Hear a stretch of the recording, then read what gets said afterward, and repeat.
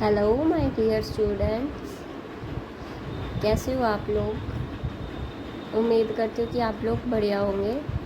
Guys, हमने last की video में 3rd चैप्टर कंप्लीट हो गया है जो महादेवी वर्मा का था। अब इस चैप्टर में नेक्स्ट चैप्टर हम देवदारू करेंगे जो हमारे हजारी प्रसाद द्विवेदी जी का है। तो चलिए हम स्टार्ट करते हैं। जीवन परिचय देखो, इम्पोर्टेंट क्या है हमारा। हजारी प्रसाद द्विवेदी जी का जन्म उत्तर प्रदेश के बलिया जिले के आरत दुबे का छपरा नामक गांव में सन 1907 ईस्वी में हुआ था। देखो यहाँ से क्वेश्चन बनेगा, हजारी प्रसाद द्विवेदी जी का जन्म कहाँ हुआ था और कब हुआ। हजारी प्रसाद द्विवेदी जी का जन्म सन 1907 ईस्वी में उत्तर प्रदेश के बलिया जिले के आरत दुबे का छपरा नामक गांव में हुआ। इनकी प्रारंभिक शिक्षा कहाँ हुई थी? इनकी प्रारंभिक शिक्षा घर पर हुई थी। गाइस देखो, फिर क्या था, इनकी प्रारंभिक शिक्षा कहाँ पर हुई थी? इनकी प्रारंभिक शिक्षा घर पर हुई थी। घर पर ही संस्कृत अध्ययन द्वारा हुई। ठीक है। इन्होंने संस्कृत महाविद्यालय काशी से शास्त्री की परीक्षा पास की तथा 1930 में काशी हिंदू विश्वविद्यालय से ज्योतिषाचार्य की उपाधि प्राप्त की। कब? सन 1930 में। 1940 ईस्वी में ये शांति निकेतन में हिंदी अध्यापक नियुक्त हुए तथा बाद में ये वहाँ के हिंदी भवन के निदेशक बने। सन 1949 में लखनऊ विश्वविद्यालय में इन्हें कबीर पर गहन अध्ययन करने के लिए PhD की मानद उपाधि से सम्मानित किया। 1950 में ये काशी हिंदू विश्वविद्यालय के हिंदी विभाग के प्रोफेसर एवं अध्यक्ष नियुक्त हुए। 1960 ईस्वी में पंजाब विश्वविद्यालय में चंडीगढ़ के ये प्रोफेसर नियुक्त हुए। ये आजीवन अनेक शैक्षिक तथा साहित्यिक योजनाओं से जुड़े रहे और 1979 में इनका परलोकवास हो गया। देखो, 1930 में विश्वविद्यालय ज्योतिषाचार्य की उपाधि प्राप्त की थी। ठीक है। 1940 में शांति निकेतन हिंदी अध्यापक बने थे। ठीक है। उसके बाद 1949 में ये विश्वविद्यालय में PhD की उपाधि के लिए सम्मानित किया था। 1950 में ये प्रोफेसर बने और 1960 में पंजाब विश्वविद्यालय चंडीगढ़ में प्रोफेसर नियुक्त हुए हैं। 1979 में इनकी मृत्यु हो गई थी। रचनाएं देखते हैं इनकी। रचनाएं, हजारी प्रसाद द्विवेदी जी की पहचान एक समीक्षक, आलोचक, निबंधकार व उपन्यासकार के रूप में है। इन्हीं विधाओं में इन्होंने जिन प्रमुख ग्रंथों की रचना की है उनके नाम निम्नलिखित इस प्रकार है।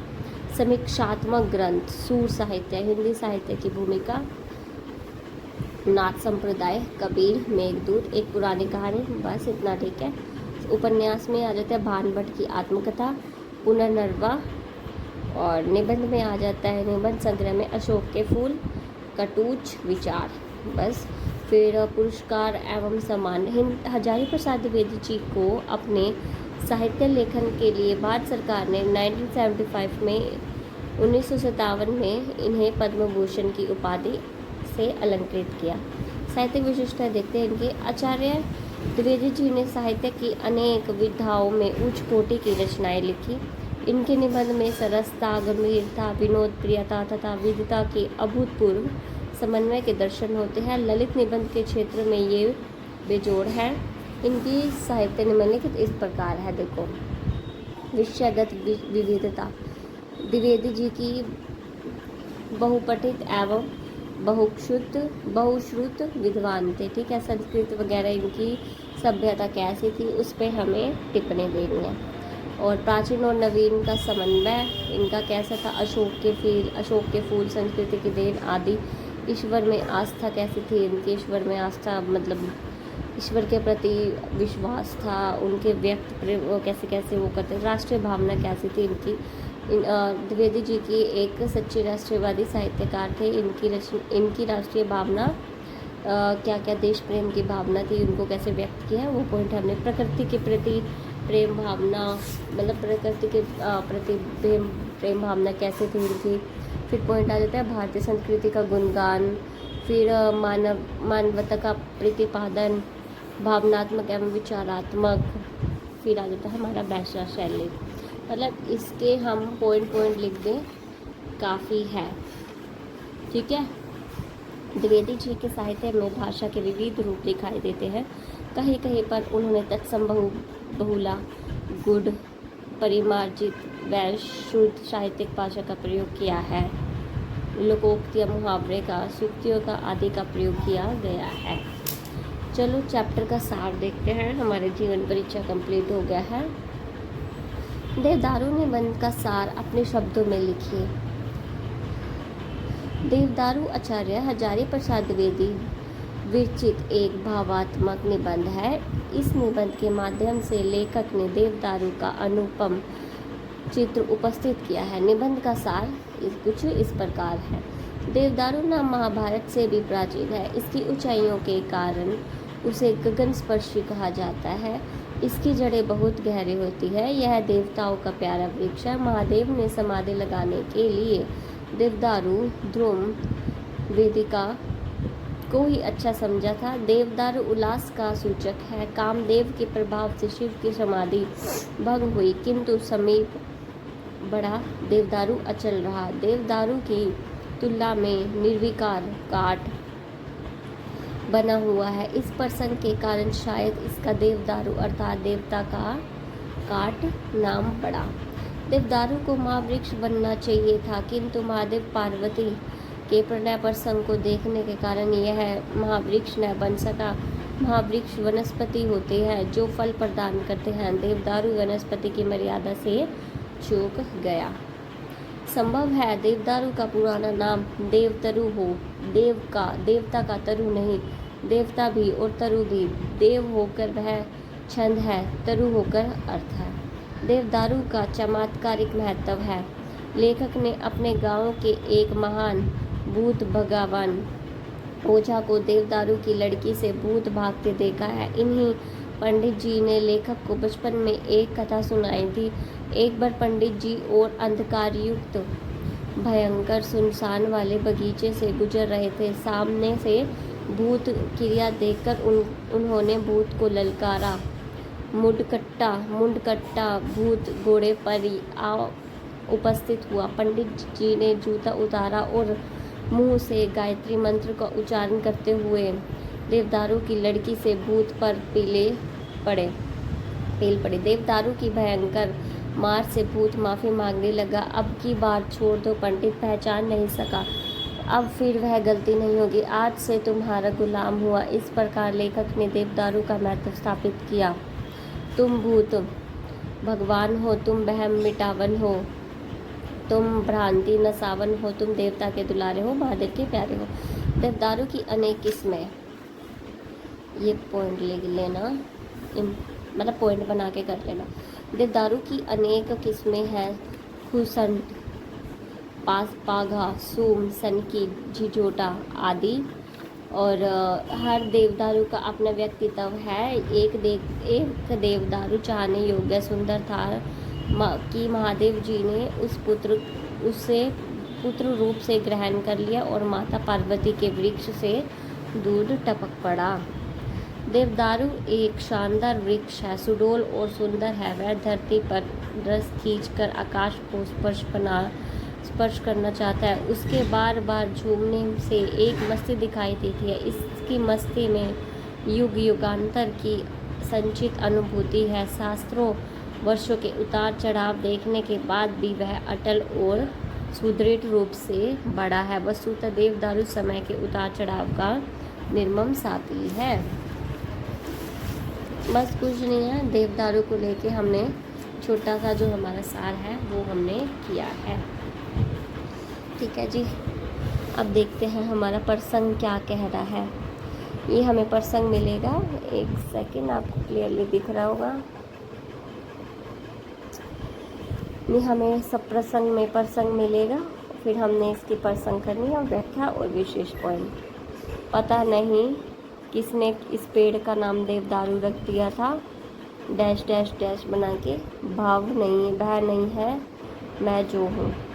देखो प्रसंग प्रस्तुत गद्यांश हमारी हिंदी की पाठ्य पुस्तक नव्यत्तर गद्य गौरव से संकलित निबंध देवदारू से उद्गृढ़ है। इसके रचयिता हजारी प्रसाद द्विवेदी जी है। इस निबंध में उन्होंने देवदारू वृक्ष की शोभा महिमा का वर्णन करते हुए तुक लय शब्द अर्थ छंद आदि की व्याख्या की है। व्याख्या देखो, इन पंक्तियों में लेखक कहते हैं कि देवदारू पर्वत पर उगता है। मैं मेन बता दे रही हूँ, लाइन टू लाइन नहीं, आप देख लेना। और बहुत प्राचीन इसकी उत्पत्ति है। कालिदास साहित्य ने भारत में इसका नाम चर्चा की थी और देवदारू इनसे भी पुराना है।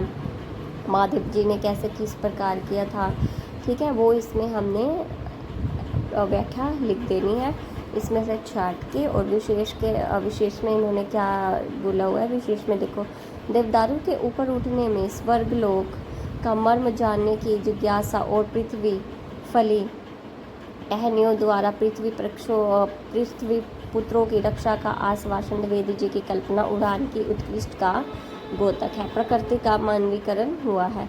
भाषा कैसी है, भाषा सरल सहज है और भवानुकूल है, ठीक है। तत्सम तद्भव का प्रयोग किया गया है। प्रसाद गुण सर्वत्र व्याप्त है। वाक्य विन्यास कुछ सरल का सहज तथा रोचक है। विवेचनात्मक शैली का प्रयोग किया गया है। सेकंड प्रसंग में देखो, ये हमें सेकंड प्रसंग देंगे और फिर हमने वही सेम प्रस्तुत गद्यांश नव्यत्तर गद्य गौरव देवदारू जिसके रचयिता हजारी प्रसाद द्विवेदी जी है।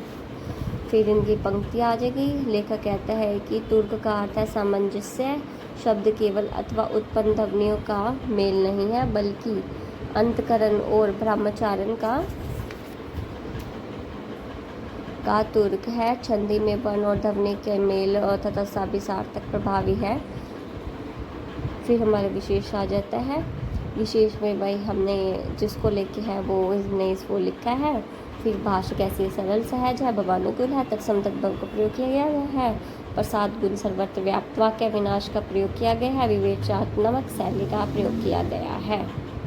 ओके जी, सेम इसी प्रकार हमारा प्रसंग 3 है और प्रसंग 3 की हमने ये एक सेकेंड प्रसंग सेम है। व्याख्या, इन पंक्तियों में लेखक ने तुक को अर्थ में निहित मानता हुआ कहता है कि इस संसार में जितने भी व्यक्ति हैं उन सभी को अपने मन में हमेशा किसी भी बात का शब्द अपना अनुभव होता रहता है। देवदारू किसी भी बात का अनुभव होता रहता है और वो कैसे अनुभव होता है वो हमने इसमें पॉइंट लिखना है। विशेष देखो, लेखक ने स्पष्ट किया है कि तुक अर्थ में निहित होता है तथा अर्थ वह होता है जो सबको अनुभव होता है। सेम वही पॉइंट, मन की सारी भ्रांति को दूर करने वाले देवदारू तुम देखकर मन श्रद्धा डैश डैश महादेव के प्यारे हो, तुम धन्य हो, ठीक है। फिर प्रसंग सेम नव्यत्तर गद्य गौरव देवदारू से उद्गृढ़ है जिसके रचयिता हजारी प्रसाद द्विवेदी जी है। व्याख्या, इन पंक्तियों में लेखक देवदारू वृक्ष के प्रति अपनी श्रद्धा की अभिव्यक्ति करता हुआ कहता है कि हे देवदारू, तुम मेरे मन से के समस्त भ्रमों को दूर करने वाले हो, अतः तुम देखकर मन में तुम्हारे प्रति श्रद्धा भाव उत्पन्न हो रहा है, वह बिना किसी के कारण नहीं होता। तुम प्रिय हो, भ्रमों को नष्ट करने वाले हो लेकिन मैं तुम्हें पहचान गया हूँ, तुम देवता हो, शिव जी के दुलारे हो, तुम धन्य हो। वही पॉइंट, एक सेकेंड, ठीक है। फिर विशेष, लेखक ने देवदारू की महानता का बखान करके उसके प्रति श्रद्धा का परिचय दिया है। भाषा के वही सेम पॉइंट। फिर हमारा 5th प्रसंग है व्याख्या, प्रसंग सेम नव्यत्तर गद्य गौरव देवदारू हजारी प्रसाद द्विवेदी। व्याख्या, इन पंक्तियों में लेखक कहता है कि मानव को साहस से परिस्थितियों का सामना करना चाहिए। हवा के झोंकों अर्थात दुख और कष्टों में देवदारू के भांति कंपित होते हुए मस्त रहना चाहिए। कष्टों और मुसीबतों में अपना चरित्र का पता नहीं करना चाहिए, ठीक है। देवदारू हवा और बर्फीली वर्षा के बावजूद के नीचे मैदानी क्षेत्र से उतरता है और नए समझौता करता है। फिर आ जाता है हमारा विशेष, लेखक ने मनुष्य को देवदारू के साहसी, निडर और धैर्यवान और पुरुषार्थी बनने की प्रेरणा दी है। इस शेष के सेम 6 वही पॉइंट, 5 वही पॉइंट हमने ऐड करने हैं जो अपने फर्स्ट में किया। गाइस कल की वीडियो में कल हम क्वेश्चन करेंगे, लॉन्ग क्वेश्चन, उसके बाद short question, then very short question. Guys आप आज की वीडियो आपको मेरी अच्छी लगी है तो प्लीज़ वीडियो को लाइक करें, शेयर करें, छोटा सा कमेंट करें and thank you for watching.